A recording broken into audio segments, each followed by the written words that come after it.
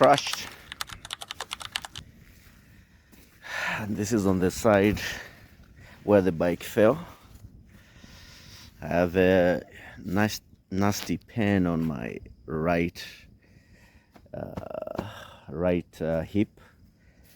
I don't think it's something serious, but I can really feel it. So the fire extinguisher is out here. It's right over there. I picked up the bike. It fell from here. That's where I fell as well.